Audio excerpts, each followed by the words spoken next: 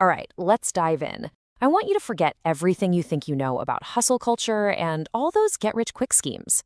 Today, we're tapping into thousands of years of financial wisdom to uncover the hidden patterns that actually attract wealth. We're going to learn how to govern your money before it starts governing you. So, let's kick things off with a massive question. What really separates the wealthy from the poor? It's a question that's launched 1,000 books, right? But the answer, according to this ancient wisdom, has almost nothing to do with how big your paycheck is. Nope. It's about something way, way deeper. And here it is. This is the central idea that changes everything. The source material is crystal clear on this. Money doesn't chase people, it follows patterns. And what does that mean for you? It means if you want to change your financial reality, you have to stop chasing the money and start changing your behaviors, your patterns. Okay, so where do we begin? Our first pattern is order. And no, I'm not just talking about organizing your desk or cleaning your room.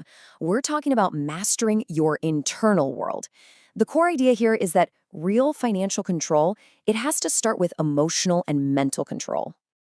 The Hebrew word for this is Ceder, which simply means order. And think about it. It makes so much sense.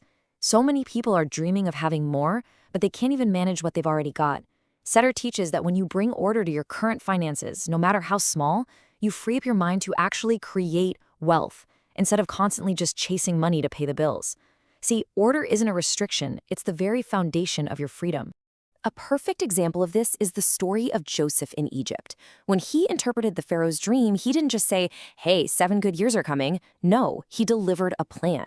He said, let's save 20% during the good years. He didn't react to that surplus by just consuming more. He governed it with a disciplined strategy. And that discipline, it didn't just make him rich. It literally saved an entire nation. And this slide right here, this is where the two mindsets totally diverge. You give them the exact same amount of extra money, and they ask two completely different questions. The poor mindset immediately asks, what can I buy with this? But the mind that practices Ceder, that practices order, asks, how can I multiply this? It is a profound, fundamental difference in perspective, not a difference in income. Okay, so you've established that internal order. What's next? Well, you move to external action. And this brings us to our second principle. Sow before you reap. This is all about understanding a kind of spiritual law of cause and effect in your finances. And wow, this one requires a massive mental shift. The poor logic says, when I get that raise, then I'll start saving. It's all about waiting for the perfect conditions. But the rich logic, it flips that completely on its head. It says, the reason I don't have enough is because I haven't started saving yet. The action has to come first. You create the conditions, you don't wait for them. The source material shares this amazing modern story about this. It's about a man named David in Sao Paulo who was barely surviving, and yet he insisted on giving 10% of every single thing he earned to charity, what's known as Tsedaká. His friends told him he was crazy, but his logic was so simple and so profound. He said, I don't give from what is left over. I give from what I have. Within 3 years, the man owned 2 thriving businesses. It wasn't magic, it was a pattern. So here it is, the formula in action. The moment money comes into your hands, before you pay a single bill, before you even think about groceries, you separate it. This isn't just a suggestion, it's presented as a non-negotiable financial law. 10% for giving, 10 for saving, and 10 for investing. It's an immediate declaration that you trust that there will be enough. And get this principle is backed by a powerful challenge from ancient texts. This isn't a passive promise. It's an invitation to test the system. It literally says, prove me. Test this principle of sowing first and just see if it doesn't trigger an effect of overwhelming abundance. It's presented as straight up spiritual cause and effect. Now, this is where the perspective gets truly expansive. We're moving beyond just managing our money today and into building something that will last far, far beyond our own lives. We're not talking about paychecks anymore. We're talking about legacy.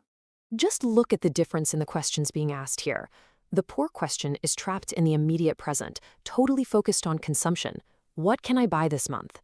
The rich question is building the future, focused on creation. What asset can I build that will give me freedom in 5 years? One thinks in months, the other thinks in decades. And that shift from short-term spending to long-term freedom, that's everything. To illustrate this point, the source tells this beautiful story from the Talmud. A younger man comes across an elderly man who's planting a carob tree, and he asks him this very skeptical question, basically saying, "Hey, old man, why are you even bothering? You'll never live to see this tree bear fruit." But the old man's reply, wow, it completely reframes the entire purpose of his work. He says, "I found carob trees that were planted by my fathers, and now I plant for my children."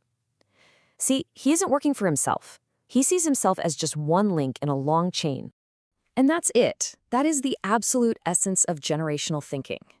True wealth is built when you start making decisions not based on this month's needs, but on your grandchildren's needs. You start planting trees whose shade you know you will never, ever personally enjoy. So, we've covered order, we've covered sowing, and we've covered generational thinking. But the source material is really blunt on this next point. Knowledge without action is just entertainment. So now we have to talk about the choice that makes all of this real. There's a verse in Deuteronomy that says he gives you the power to make wealth. Now notice what it says and what it doesn't say. It doesn't say he gives you wealth, handed to you on a silver platter. It says he gives you the power to create it. The potential is a gift, but activating that potential, well, that responsibility is entirely on us. It's an active partnership. So you can see how this all connects, right? It's a journey. It starts internally by imposing order on our own chaos. From there, it moves to external action by sowing first. Then it expands its vision to future generations. And the entire path is held together by discipline. And all of it, every last bit, is rooted in a core belief that there is and always will be enough. There's one final piece of wisdom from the Talmud that I think is just perfect here. It kind of takes the pressure off. It says you're not obligated to complete the work. You don't have to become a millionaire overnight. You don't have to fix everything in a single day. But you're not free to abandon it either. You're not free to do nothing. You have to start. You have to take that first step, no matter how small it feels. And so that brings us to our final question, and this one is for you. Knowing that a legacy isn't built on some grand gesture, but on the small actions we take today, what is the one seed of order, of giving, of investing that you are going to plant right now? Your future and the future of those who come after you, it's waiting for your answer.